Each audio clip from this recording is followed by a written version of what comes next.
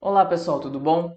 Hoje nós vamos discutir o que é um eletrólito, trazendo a sua definição e um pouco do comportamento dessas substâncias em solução aquosa. A ideia da existência de tais tipos de compostos, hoje denominados eletrólitos, surgiu em 1887 com a teoria da dissociação eletrolítica proposta principalmente por Arrhenius. Arrhenius, o mesmo criador de uma das teorias ácido-base. Ele observou que algumas soluções permitiam a passagem de corrente elétrica quando você aplicava uma diferença de potencial nessa solução por meio de eletrodos. O que seria a corrente elétrica? A corrente elétrica ela é definida como um movimento ordenado de elétrons. Então, se nós tomarmos, por exemplo, um fio condutor, nós sabemos que a constituição desse fio condutor é feita por átomos de um determinado metal que estão coesos entre si, mas que há um livre trânsito, né, de elétrons em volta desses átomos. Então a gente teria esses elétrons transitando em torno desses átomos, no que é conhecido como ligação metálica, que nós chamamos então de mar de elétrons. Só que esses elétrons, eles são desorientados, eles não têm uma orientação específica. Quando você aplica uma diferença de potencial nesse fio condutor, você orienta, né? Você ordena o movimento desses elétrons em um único sentido. E aí, então, nós temos a definição do que seria uma corrente elétrica, já que a gente tem um movimento ordenado desses elétrons. Mas se a corrente elétrica é um movimento ordenado de elétrons, o que acontece nas soluções? Porque nós sabemos que as soluções em si, os elétrons não transitam livremente. Então, Arrhenius, a partir das suas observações, introduziu o conceito de que algumas substâncias, quando colocadas em água e dissolvidas, formam espécies capazes de carregar esses elétrons em solução. Essas espécies capazes de carregar os elétrons em solução, ele denominou de íons. Então, no caso das soluções que permitem a passagem de corrente elétrica, a substância ao ser dissolvida forma espécies carregadas que, ao aplicar então uma diferença de potencial nessa solução por meio então de eletrodos inertes, estes íons de cargas opostas, então eu vou quebrar em íons de cargas opostas, vão migrar para os polos, né, de carga oposta à carga dos íons, então aqui negativo e aqui positivo, tá? E essa migração desses íons em solução é responsável pelo transporte de elétrons e aí então fechando esse circuito de fluxo de elétrons no meu sistema que permite ou caracteriza a passagem de corrente elétrica. Então, eletrólitos podem ser definidos como compostos que em solução aquosa conduzem eletricidade. A partir dessa definição e das observações feitas por Arrhenius, os eletrólitos podem ser classificados em fortes, fracos ou não eletrólitos. Os não eletrólitos são aqueles que não formam compostos iônicos em solução, não liberam íons em solução e, por isso, não permitem a condução ou a passagem de corrente elétrica. Já os eletrólitos forte e fraco, ambos permitem essa passagem de corrente elétrica, mas com intensidades distintas. Eletrólitos fortes, que é o caso do cloreto de cobre, que quando dissolvido em água forma cobre 2 e cloro menos, apresenta uma intensidade luminosa, por exemplo, nessa lâmpada, muito maior que um eletrólito fraco. Por quê? Ele está completamente dissociado em solução. Esses eletrólitos fortes, eles podem estar completamente dissociados ou ionizados. Como nós vimos no vídeo de solução aquosa, lá eu explico as razões exatamente do comportamento dessas substâncias em solução, que vão dissociar ou vão ionizar.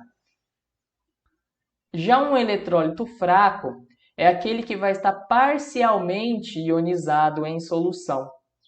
Por exemplo, aqui o ácido acético, ele forma íons acetato e íons H+, que são então íons capazes de conduzir corrente elétrica em solução, mas a quantidade desses íons que são formados é muito pequena, porque boa parte do ácido acético permanece na sua forma molecular.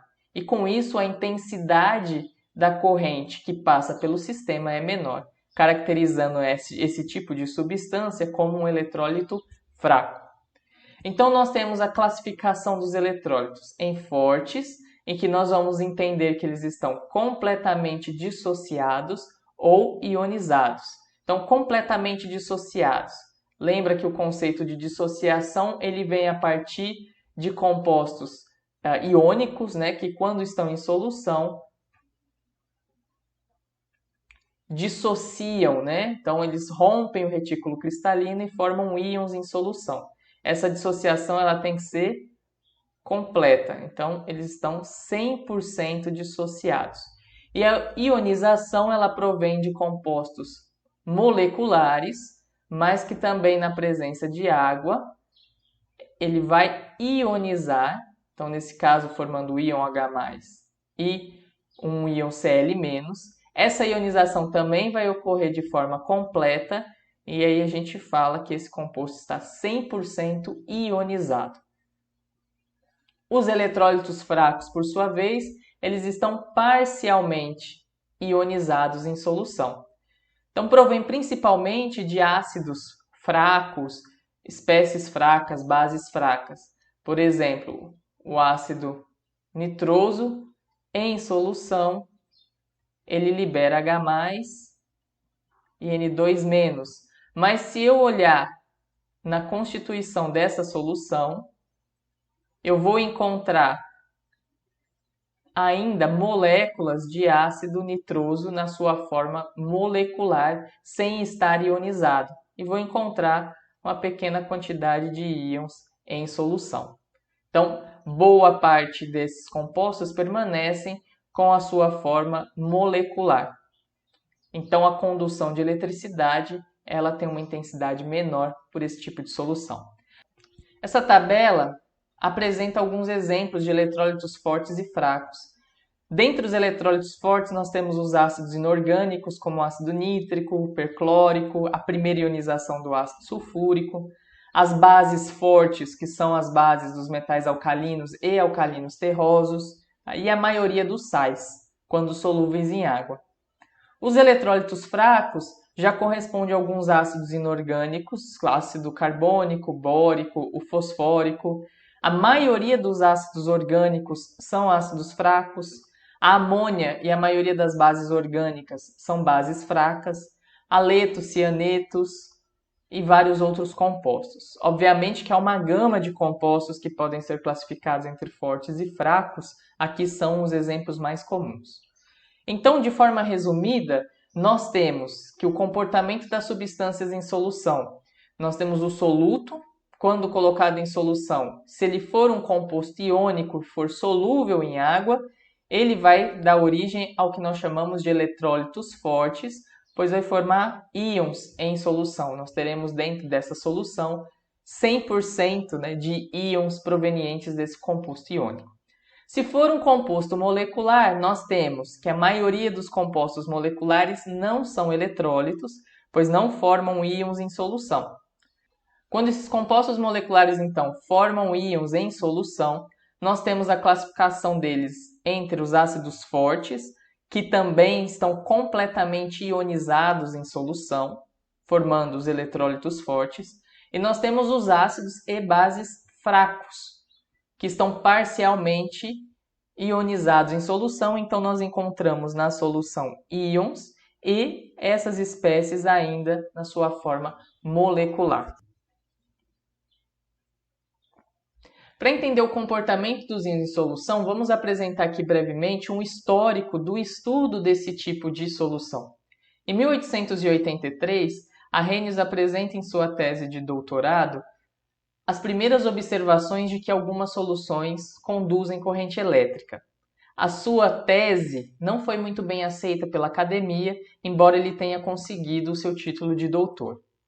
Arrhenius não desistiu dos estudos e, com o auxílio de 2 outros cientistas, em 1887, ele publica a teoria da dissociação eletrolítica, em que o objetivo do estudo era tentar explicar as propriedades coligativas das soluções.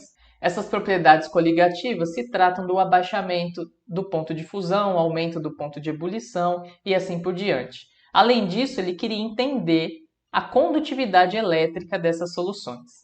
Em termos analíticos, a importância de se estudar soluções iônicas é de entender o efeito dos eletrólitos nos equilíbrios iônicos. Na teoria, então, da dissociação eletrolítica apresentada por Arrhenius, em colaboração com Friedrich Ostwald, da Estônia, e o Jacobs van 't Hoff, da Holanda, dizia que os ácidos e bases e sais se ionizam espontaneamente. E introduziu a definição que nós conhecemos até hoje de que, numa solução iônica, a carga total dos cátions é igual à dos ânions, garantindo que a solução seja eletricamente neutra. Além disso, ele observou que o grau de dissociação depende da concentração, e conforme aumenta-se a diluição, esse grau de dissociação também se eleva. E, pautado nesse grau de dissociação, a condutividade da solução ela vai depender da quantidade de espécies ionizadas em solução. Essas foram as 4 observações mais importantes provenientes da teoria proposta por Arrhenius, que em 1903 ganhou o Prêmio Nobel envolvendo as suas conclusões na teoria da dissociação eletrolítica.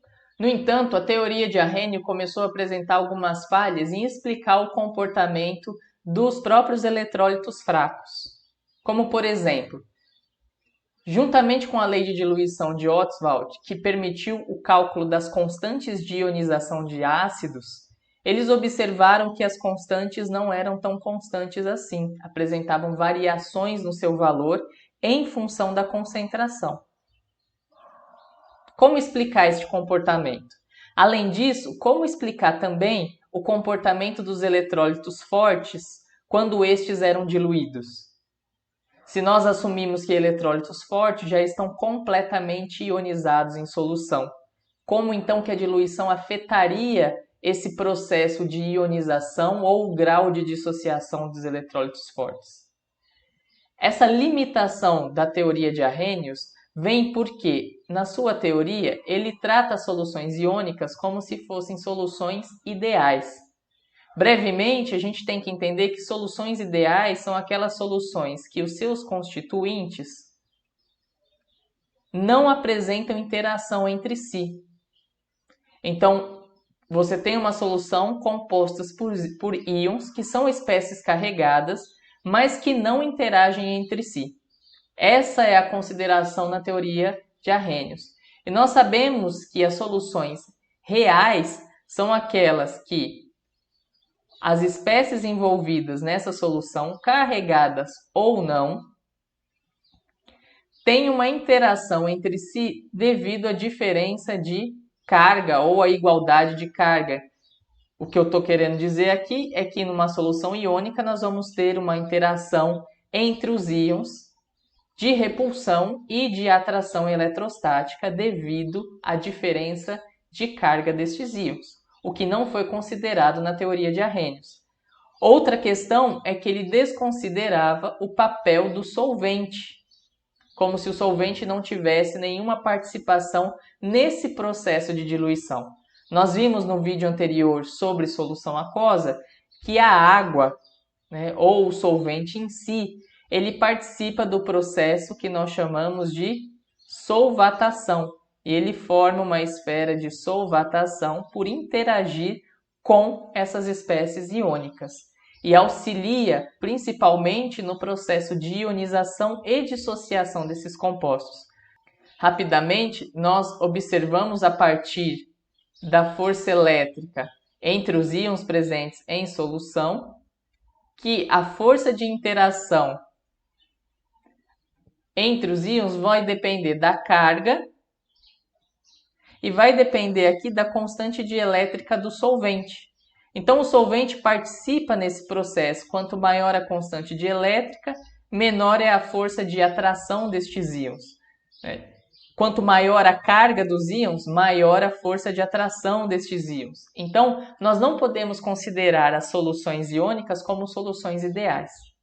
Tentando então explicar as falhas da teoria de Arrhenius, surge a teoria da atração interiônica, proposta por Debye, um químico holandês, e Hucke, um químico alemão. Na teoria da atração interiônica, deixa-se então de tratar a solução como uma solução ideal e passa a tratar ela como uma solução real, em que o comportamento e a propriedade da solução vai depender da interação eletrostática entre as cargas dos íons. A teoria então de Debye conseguiu explicar o comportamento tanto de eletrólitos fortes como de eletrólitos fracos com excelente aproximação. Ela faz a inferência de que, numa solução iônica, se nós observarmos mais de perto, nós vamos ter uma distribuição desigual dos íons. Isso significa que, devido à diferença de carga, em volta de um íon carregado positivamente, eu vou ter mais íons carregados negativamente. Em volta de um íon negativo, eu vou ter mais íons carregados positivamente. Essa esfera, esses íons em volta de um íon central com carga oposta, ficou conhecido como atmosfera iônica. Então, todo íon apresenta uma atmosfera iônica constituída por íons de cargas opostas. Então, se eu tenho centralmente um cátion, essa atmosfera vai ser constituída por ânions. Se eu tenho um ânion, essa atmosfera vai ser constituída por cátion. Essa atmosfera iônica ela é centralmente simétrica. Os íons tendem a se distribuir de forma simétrica em volta do íon central. E as propriedades agora dos íons em solução, ou seja, dos eletrólitos, vai depender da interação que este íon central tem com a sua atmosfera iônica. Essa atmosfera iônica ela apresenta tamanhos variados. Por quê? Ela vai depender principalmente da carga e da concentração dos íons em solução. Quanto maior a concentração dos íons, mais expandida será essa atmosfera iônica. Quanto maior a carga do íon, mais íons ela atrai para formar a atmosfera iônica e, obviamente, que o comportamento inverso também é esperado. Soluções mais diluídas, você tem uma atmosfera iônica menor, cargas menores, você não tem tanto efeito de atração como íons com cargas maiores. E como que isso interfere, então, o comportamento das soluções iônicas? Aqui tem um exemplo clássico, que é a variação na solubilidade de alguns compostos em função da concentração de íons em solução. Então aqui, por exemplo, o sulfato de bário, como nós observamos aqui, ele apresenta solubilidade distinta dependendo da quantidade de íons que estão dentro da solução juntamente com o sulfato de bário, de forma que ao aumentar a concentração do nitrato de potássio aqui, nós observamos um aumento da concentração nesse sentido, nós começamos a observar um aumento da solubilidade molar deste composto. Isso só é possível devido às interações interiônicas presentes na solução. Matematicamente, a gente consegue quantificar essas influências dessas interações interiônicas através de propriedades como força iônica